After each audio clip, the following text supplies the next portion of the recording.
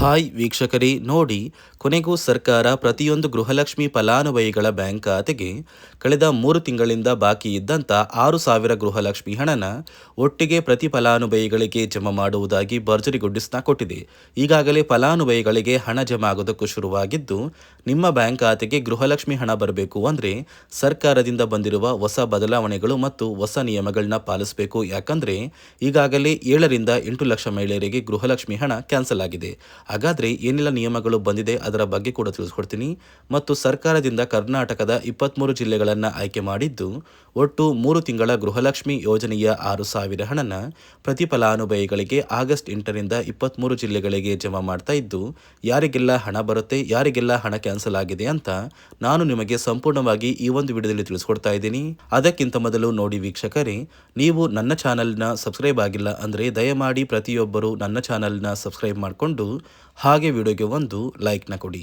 ಹೌದು ವೀಕ್ಷಕರೇ, ಸರ್ಕಾರದಿಂದ ಗೃಹಲಕ್ಷ್ಮಿ ಯೋಜನೆಯ ಪ್ರತಿಯೊಂದು ಫಲಾನುಭವಿಗಳಿಗೆ ಕೊನೆಗೂ ಕಳೆದ 3 ತಿಂಗಳಿಂದ ಬರಬೇಕಾದ ಗೃಹಲಕ್ಷ್ಮಿ ಯೋಜನೆಯ ಒಟ್ಟು 6,000 ಹಣನ ನಿಮ್ಮ ಬ್ಯಾಂಕ್ ಖಾತೆಗೆ ಜಮಾ ಮಾಡುವುದಾಗಿ ಸರ್ಕಾರ ಭರ್ಜರಿ ಗುಡ್ಡಿಸ್ನ ಕೊಟ್ಟಿದೆ. ನಿಮ್ಮ ಬ್ಯಾಂಕ್ ಖಾತೆಗೆ ಹಣ ಬರ್ತಾ ಇರೋದು ನಿಜ, ಆದರೆ ಸಾಕಷ್ಟು ಫಲಾನುಭವಿಗಳಿಗೆ ಸರ್ಕಾರ ಗೃಹಲಕ್ಷ್ಮಿ ಹಣನ ಕ್ಯಾನ್ಸಲ್ ಮಾಡ್ತಾ ಇದೆ. ಕಾರಣ ಏನು ಅಂದರೆ ಹಣಕಾಸು ಇಲಾಖೆ ಜಾರಿಗೆ ತಂದಿರುವ ಹೊಸ ನಿಯಮಗಳು ಮತ್ತು ಹೊಸ ಬದಲಾವಣೆಗಳು. ಈ ನಿಯಮಗಳು ಮತ್ತು ಬದಲಾವಣೆಗಳ ಪ್ರಕಾರ ನಿಮ್ಮ ಬ್ಯಾಂಕ್ ಖಾತೆಗೂ ಹಣ ಕ್ಯಾನ್ಸಲ್ ಆಗುವ ಸಾಧ್ಯತೆ ಇದೆ. ಒಂದು ವೇಳೆ ಹಣ ಪಡೆಯಲೇಬೇಕು ಅಂದರೆ ಈ ನಿಯಮಗಳನ್ನ ಪಾಲಿಸಬೇಕಾಗುತ್ತೆ. ಹಾಗಾದರೆ ಆ ನಿಯಮಗಳು ಮತ್ತು ಬದಲಾವಣೆಗಳು ಏನು ಅಂತ ಕೂಡ ತಿಳ್ಕೊಳ್ಳೋಣ. ಅದಕ್ಕಿಂತ ಮೊದಲು ನೋಡಿ ವೀಕ್ಷಕರೇ, ಸರ್ಕಾರದಿಂದ ಕರ್ನಾಟಕದ 23 ಜಿಲ್ಲೆಗಳನ್ನು ಆಯ್ಕೆ ಮಾಡಿ ನಿಮ್ಮ ಬ್ಯಾಂಕ್ ಖಾತೆಗೆ 3 ತಿಂಗಳ 6,000 ಹಣನ ಆಗಸ್ಟ್ 8 ಶನಿವಾರದಿಂದ ಜಮಾ ಮಾಡ್ತಾ ಇದ್ದು, ಯಾವ ಜಿಲ್ಲೆಗಳಿಗೆ ಹಣ ಬರ್ತಾ ಇದೆ ಅಂದರೆ ಬಾಗಲಕೋಟೆ, ಬೆಂಗಳೂರು ನಗರ, ಬೆಂಗಳೂರು ಗ್ರಾಮಾಂತರ, ಬೆಳಗಾವಿ, ಬಳ್ಳಾರಿ, ಬೀದರ್, ವಿಜಯನಗರ, ಚಾಮರಾಜನಗರ, ಚಿಕ್ಕಬಳ್ಳಾಪುರ, ಚಿಕ್ಕಮಗಳೂರು, ಚಿತ್ರದುರ್ಗ, ದಕ್ಷಿಣ ಕನ್ನಡ, ದಾವಣಗೆರೆ, ಧಾರವಾಡ, ಗದಗ, ಕಲಬುರಗಿ, ಹಾಸನ, ಹಾವೇರಿ, ಕೊಡಗು, ಕೋಲಾರ, ಕೊಪ್ಪಳ, ಮಂಡ್ಯ, ಮೈಸೂರು, ರಾಯಚೂರು, ರಾಮನಗರ, ಶಿವಮೊಗ್ಗ, ತುಮಕೂರು, ಉಡುಪಿ, ಉತ್ತರ ಕನ್ನಡ ಮತ್ತು ಯಾದಗಿರಿ. ಹೀಗೆ ಸರ್ಕಾರ ಒಟ್ಟು 3 ತಿಂಗಳ ಗೃಹಲಕ್ಷ್ಮಿ ಯೋಜನೆಯ 6,000 ಹಣನ 23 ಜಿಲ್ಲೆಗಳಿಗೆ ಜಮಾ ಮಾಡ್ತಾ ಇದೆ. ಆದರೆ ಸರ್ಕಾರದಿಂದ ಬಂದಿರುವ ಹೊಸ ಬದಲಾವಣೆ ನಿಯಮಗಳ ಪ್ರಕಾರ 7ರಿಂದ 8 ಲಕ್ಷ ಮಹಿಳೆಯರಿಗೆ ಗೃಹಲಕ್ಷ್ಮಿ ಹಣ ಕ್ಯಾನ್ಸಲ್ ಆಗ್ತಾ ಇದೆ. ಹಾಗಾದರೆ ನೀವು ಹಣ ಪಡಿಬೇಕು ಅಂದರೆ ಏನು ಮಾಡಬೇಕು, ಆ ನಿಯಮಗಳ ಬಗ್ಗೆ ಕೂಡ ನಾನು ನಿಮಗೆ ಸಂಪೂರ್ಣವಾಗಿ ತಿಳಿಸ್ಕೊಡ್ತಾ ಇದ್ದೀನಿ. ನೋಡಿ ವೀಕ್ಷಕರೇ, ಮೊದಲು ಸರ್ಕಾರ ಯಾವ ಕಾರಣಕ್ಕೆ ಗೃಹಲಕ್ಷ್ಮಿ ಯೋಜನೆಗೆ ಹೊಸ ರೀತಿಯ ಒಂದು ನಿಯಮಗಳನ್ನ ತಂದಿದೆ ಅಂದರೆ, ಇಲ್ಲಿ ಗೃಹಲಕ್ಷ್ಮಿಯಲ್ಲಿ ಸುಮಾರು 6ರಿಂದ 7 ಲಕ್ಷಕ್ಕಿಂತ ಅಧಿಕ ಮಹಿಳೆಯರ ಹತ್ರ ಒಂದು ವೋಟರ್ ಐ ಡಿ ಕಾರ್ಡ್ ಇಲ್ಲ. ಅಂದರೆ ವೋಟರ್ ಐ ಡಿ ಇಲ್ಲ ಅಂದರೂ ಕೂಡ ಅವರು ಸರ್ಕಾರದಿಂದ ಬರುವ ಗೃಹಲಕ್ಷ್ಮಿ ಹಣನ ಪಡಿತಾ ಇದ್ದಾರೆ. ಮತ್ತು ಸಾಕಷ್ಟು ಫಲಾನುಭವಿಗಳ ಒಂದು ಬ್ಯಾಂಕ್ ಖಾತೆ ಏನಿದೆ, ಆ ಒಂದು ಬ್ಯಾಂಕ್ ಖಾತೆ ಹೊರ ರಾಜ್ಯದ ಬ್ಯಾಂಕ್ ಖಾತೆ ಆಗಿದೆ. ಅಂದರೆ ಕರ್ನಾಟಕದಲ್ಲಿರುವಂತಹ ಫಲಾನುಭವಿಗಳು ಬೇರೆ ರಾಜ್ಯದಲ್ಲಿ ಹೊಂದಿರುವಂತಹ ಒಂದು ಬ್ಯಾಂಕ್ ಖಾತೆನ ಕೊಟ್ಟು ಗೃಹಲಕ್ಷ್ಮಿ ಹಣನ ಪಡಿತಾ ಇದ್ದಾರೆ.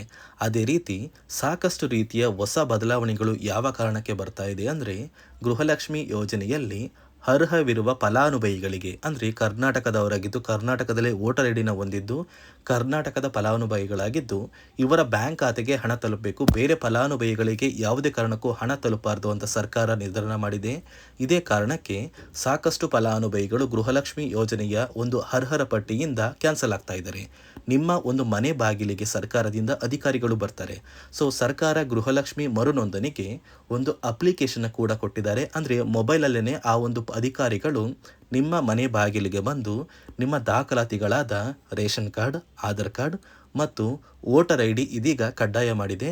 ಅದೇ ರೀತಿ ಜಾತಿ ಪ್ರಮಾಣ ಪತ್ರ ಬೇಕಾಗುತ್ತಂತ ನೀವು ಕೇಳಿದ್ರೆ, ಸದ್ಯಕ್ಕೆ ಸರ್ಕಾರ ಯಾವುದೇ ರೀತಿಯ ಜಾತಿ ಪ್ರಮಾಣ ಪತ್ರನ ಕೇಳ್ತಾ ಇಲ್ಲ. ಬದಲಿಗೆ ನಿಮ್ಮ ಒಂದು ಪತಿಯ ಆಧಾರ್ ಕಾರ್ಡ್, ನಿಮ್ಮ ಒಂದು ವೋಟರ್ ಐ ಡಿ ಮತ್ತು ನಿಮ್ಮ ಒಂದು ಮನೆಯ ರೇಷನ್ ಕಾರ್ಡ್ನ ಕೊಟ್ಟು ನೀವು ಗೃಹಲಕ್ಷ್ಮಿಗೆ ಮರು ನೋಂದಣಿನ ಮಾಡ್ಕೋಬೇಕು. ಈ ಒಂದು ಕೆಲಸನ ಮಾಡೋದು ಗ್ರಾಮದಿಂದ ಕೆಲವು ಅಧಿಕಾರಿಗಳು ಬರ್ತಾರೆ. ಅಂದರೆ ಗ್ರಾಮ ಅಭಿವೃದ್ಧಿ ಇಲಾಖೆಯಿಂದ ಕೆಲವೊಂದು ಅಧಿಕಾರಿಗಳು ಬಂದರೆ ಅಂಗನವಾಡಿಯ ಕಾರ್ಯಕರ್ತರು ಕೂಡ ನಿಮ್ಮ ಮನೆ ಬಾಗಿಲಿಗೆ ಬಂದು ಪ್ರತಿ ಫಲಾನುಭವಿಗಳ ದಾಖಲಾತಿಗಳನ್ನ ಎಂಟ್ರಿ ಮಾಡ್ಕೊಂಡು ಹೋಗ್ತಾರೆ. ಸೊ ಆ ಒಂದು ಫಲಾನುಭವಿಗಳು ಎಂಟ್ರಿ ಮಾಡಿದ ನಂತರ ಸರ್ಕಾರದಿಂದ ನಿಮಗೆ ಒಂದು ನೋಟಿಫಿಕೇಶನ್ ಬರುತ್ತೆ. ನಿಮ್ಮ ಮೊಬೈಲ್ ನಂಬರ್ ಏನಿದೆ ಆ ಒಂದು ಮೊಬೈಲ್ ನಂಬರ್ಗೆ ಒಂದು ಮೆಸೇಜ್ ಬರುತ್ತೆ. ಅಂದರೆ ನಿಮ್ಮ ಗೃಹಲಕ್ಷ್ಮಿ ಮರು ನೋಂದಣಿ ಅರ್ಜಿನ ನಾವು ಸ್ವೀಕಾರ ಮಾಡಿದ್ದೀವಿ ಮತ್ತು ಮುಂದಿನ ದಿನಗಳಲ್ಲಿ ನಿಮ್ಮ ಒಂದು ಗೃಹಲಕ್ಷ್ಮಿ ಹಣನ ನಿಮ್ಮ ಬ್ಯಾಂಕ್ ಖಾತೆಗೆ ಜಮಾ ಮಾಡ್ತೀವಿ ಅಂತ ಸರ್ಕಾರದಿಂದಲೇ ಒಂದು ಮೆಸೇಜ್ನ ಕಳಿಸ್ತಾರೆ.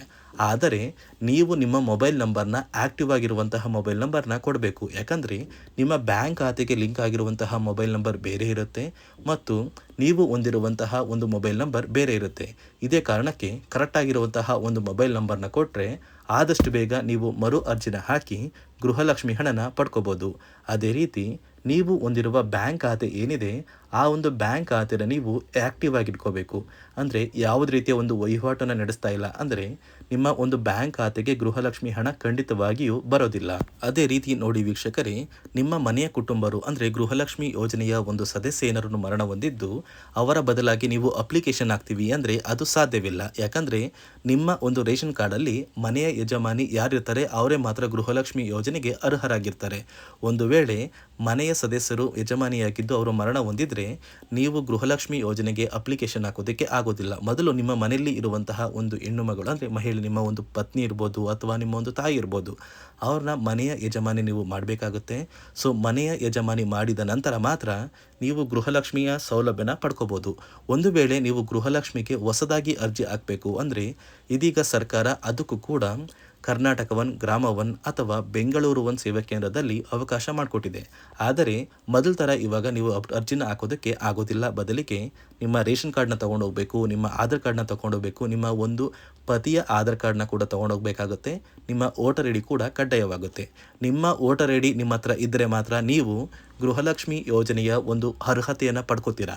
ಒಂದು ವೇಳೆ ವೋಟರ್ ಐ ಡಿ ಇಲ್ಲ, ರೇಷನ್ ಕಾರ್ಡ್ ಇದೆ, ಆಧಾರ್ ಕಾರ್ಡ್ ಇದೆ ಅಂದರೆ ಇನ್ನು ಮುಂದೆ ನಿಮ್ಮ ಬ್ಯಾಂಕ್ ಖಾತೆಗೆ ಸರ್ಕಾರ ಗೃಹಲಕ್ಷ್ಮಿ ಹಣನ ಖಂಡಿತವಾಗಿಯೂ ಜಮಾ ಮಾಡೋದಿಲ್ಲ. ಯಾಕಂದರೆ ಪ್ರತಿ ವರ್ಷವೂ ಕೂಡ ಸರ್ಕಾರ ವೋಟರ್ ಐ ಡಿನ ಬಿಡುಗಡೆ ಮಾಡುತ್ತೆ, ಅಂದರೆ ವೋಟರ್ ಲಿಸ್ಟ್ನ ಬಿಡುಗಡೆ ಮಾಡುತ್ತೆ. ಈ ಒಂದು ಲಿಸ್ಟಲ್ಲಿ ಕೆಲವು ಫಲಾನುಭವಿಗಳ ಒಂದು ಹೆಸರನ್ನ ಕ್ಯಾನ್ಸಲ್ ಮಾಡುತ್ತೆ. ಒಂದು ವೇಳೆ ನಿಮ್ಮ ವೋಟರ್ ಐ ಡಿ ಏನಾದರೂ ಕ್ಯಾನ್ಸಲ್ ಆಗಿದ್ದರೆ ನಿಮ್ಮ ಬ್ಯಾಂಕ್ ಖಾತೆಗೆ ಗೃಹಲಕ್ಷ್ಮಿ ಹಣನ ಸರ್ಕಾರ ಕ್ಯಾನ್ಸಲ್ ಮಾಡುತ್ತೆ. ಈ ಕೂಡಲೇ ನೀವು ನಿಮ್ಮ ದಾಖಲಾತಿಗಳು ಎಲ್ಲ ಕೂಡ ಸರಿ ಇದೆ ಅಂತ ತಿಳ್ಕೊಳ್ಳಿ.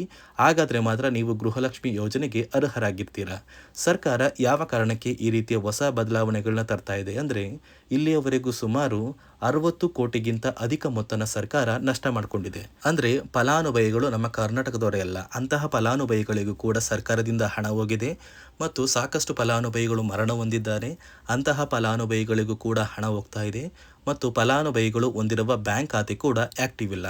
ಅಂತಹ ಫಲಾನುಭವಿಗಳಿಗೂ ಕೂಡ ಹಣ ಹೋಗಿದೆ ಮತ್ತು ಸಾಕಷ್ಟು ಫಲಾನುಭವಿಗಳು ಏನು ಮಾಡಿದ್ದಾರೆ ಅಂದರೆ ಅವರ ಮನೆ ಕುಟುಂಬದ ಯಜಮಾನಿ ಅಂದರೆ ಹೆಡ್ ಆಫ್ ದ ಫ್ಯಾಮಿಲಿ ಇರ್ತಾರಲ್ಲ, ಸೊ ಆ ಒಂದು ಮಹಿಳೆ ಮರಣ ಹೊಂದಿರ್ತಾರೆ.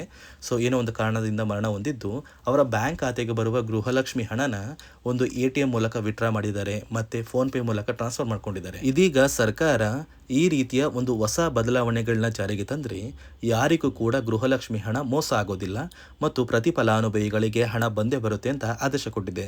ನೀವು ಕೇಳ್ಬೋದು ವೀಕ್ಷಕರೇ, 3 ವರ್ಷದಿಂದ ಯಾವುದೇ ಕಾರಣಕ್ಕೂ ನಮಗೆ ಗೃಹಲಕ್ಷ್ಮಿ ಯೋಜನೆ ಹಣ ಮಿಸ್ ಆಗಿಲ್ಲ. ಸೊ ಇದೀಗ ಏನಕ್ಕೆ ಸಡನ್ ಆಗಿ ಈ ಥರ ಬದಲಾವಣೆಗಳು ಬರ್ತಾ ಇದೆ ಅಂದರೆ ಸರ್ಕಾರದಿಂದ ಕೆಲವು ಅಧಿಕಾರಿಗಳು ಒಂದು ಚರ್ಚೆ ನಡೆಸಿದ್ದಾರೆ. ಒಂದು ಸಭೆಯಲ್ಲಿ ಗೃಹಲಕ್ಷ್ಮಿ ಯೋಜನೆಯ ಕುರಿತು ಒಂದು ಸಭೆ ಮಾಡಿದಾಗ ಅಲ್ಲಿ ಗೃಹಲಕ್ಷ್ಮಿ ಯೋಜನೆಯಲ್ಲಿ ಸಾಕಷ್ಟು ರೀತಿಯ ಲೋಪದೋಷಗಳು ಕಂಡು ಬಂದಿದೆ. DBT ಮೂಲಕ ನಿಮ್ಮ ಬ್ಯಾಂಕ್ ಖಾತೆಗೆ ಹಣನ ಹಾಕಬೇಕಾದ್ರೆ ಸಾಕಷ್ಟು ಫಲಾನುಭವಿಗಳಿಗೆ ಹಣ ಹೋಗ್ತಾ ಇದೆ. ಸಾಕಷ್ಟು ಫಲಾನುಭವಿಗಳಿಗೆ ಹಣ ಹೋಗಿದ್ರು ಅವರ ಬ್ಯಾಂಕ್ ಖಾತೆಗೆ ಜಮಾ ಆಗ್ತಾ ಇಲ್ಲ, ಬದಲಿಗೆ ಆ ಒಂದು ಹಣ DBTಯಲ್ಲೇ ಸ್ಟಕ್ ಆಗ್ತಾ ಇದೆ. ಮತ್ತು ಸರ್ಕಾರಕ್ಕೂ ಕೂಡ ಆ ಒಂದು ಹಣ ಬರ್ತಾ ಇಲ್ಲ. ಮತ್ತು ಸರ್ಕಾರ ಹಾಕಿರುವ ಹಣ ಇನ್ನೂ ಕೂಡ ಹಾಗೇ ಇದೆ. ಸಾಕಷ್ಟು ಫಲಾನುಭವಿಗಳು ಆ ಒಂದು ಹಣನ ಯೂಸ್ ಕೂಡ ಮಾಡ್ತಾ ಇಲ್ಲ, ಅಂದರೆ ಅದು ಬ್ಯಾಂಕ್ ಖಾತೆಯಲ್ಲಿ ಹಂಗೇನೆ ಇದೆ. ಇದೇ ಕಾರಣಕ್ಕೆ ಸರ್ಕಾರ ಈ ರೀತಿಯ ಹೊಸ ಬದಲಾವಣೆಗಳನ್ನ ತಂದಿದ್ದು, ಯಾರೆಲ್ಲ ಫಲಾನುಭವಿಗಳು ಸರ್ಕಾರಕ್ಕೆ ತೆರಿಗೆನ ಕಟ್ತಾ ಇದ್ದೀರಾ, ಗೌರ್ನಮೆಂಟ್ ಜಾಬಲ್ಲಿದ್ದೀರಾ ಮತ್ತು ಇನ್ಕಮ್ ಟ್ಯಾಕ್ಸ್ನ ಪೇ ಮಾಡ್ತಾ ಇದ್ದೀರಾ, ಇಂತಹ ಫಲಾನುಭವಿಗಳ ಹೆಸರನ್ನ ಇನ್ನು ಮುಂದೆ ಸರ್ಕಾರ ಗೃಹಲಕ್ಷ್ಮಿ ಯೋಜನೆಯಿಂದ ಕ್ಯಾನ್ಸಲ್ ಮಾಡಿದೆ. ನಿಮ್ಮ ಒಂದು ರೇಷನ್ ಕಾರ್ಡ್ BPL ರೇಷನ್ ಕಾರ್ಡಿಂದ APL ಆಗಿದ್ರು ಕೂಡ ನೀವು ಗೃಹಲಕ್ಷ್ಮಿ ಯೋಜನೆಯನ್ನು ಪಡೆಯೋದಕ್ಕೆ ಅರ್ಹರಾಗಿರ್ತೀರಾ. ನೋಡಿ ವೀಕ್ಷಕರೇ, ಸರ್ಕಾರದಿಂದ ನಿಮ್ಮ ಬ್ಯಾಂಕ್ ಖಾತೆಗೂ ಕೂಡ 3 ತಿಂಗಳ 6,000 ಹಣ ಬರುತ್ತೆ. ಈ ಆಗಸ್ಟ್ ತಿಂಗಳು ಮುಗಿಯುವಷ್ಟರಲ್ಲಿ ಪ್ರತಿ ಫಲಾನುಭವಿಗಳಿಗೆ 6,000 ಹಣ ಜಮಾ ಆಗೇ ಆಗುತ್ತೆ ಅಂತ ಹಣಕಾಸು ಇಲಾಖೆ ಮುಖ್ಯವಾದ ಮಾಹಿತಿನ ಕೊಟ್ಟಿದೆ ಅಂತ ಹೇಳ್ತಾ ಇದಿಷ್ಟು ಸರ್ಕಾರದಿಂದ ಕಡೆಯಿಂದ ಬಂದಿರುವ ಮಾಹಿತಿಯಾಗಿದ್ದು, ನಾನು ಕೊಟ್ಟಿರುವ ಮಾಹಿತಿ ನಿಮಗೆ ಇಷ್ಟ ಆಗಿದ್ದಲ್ಲಿ ನನ್ನ ಚಾನಲ್ನ ಸಬ್ಸ್ಕ್ರೈಬ್ ಮಾಡಿಕೊಂಡು ಹಾಗೆ ಪ್ರತಿಯೊಬ್ಬರು ವಿಡಿಯೋಗೆ ಒಂದು ಲೈಕ್ನ ಕೊಡಿ.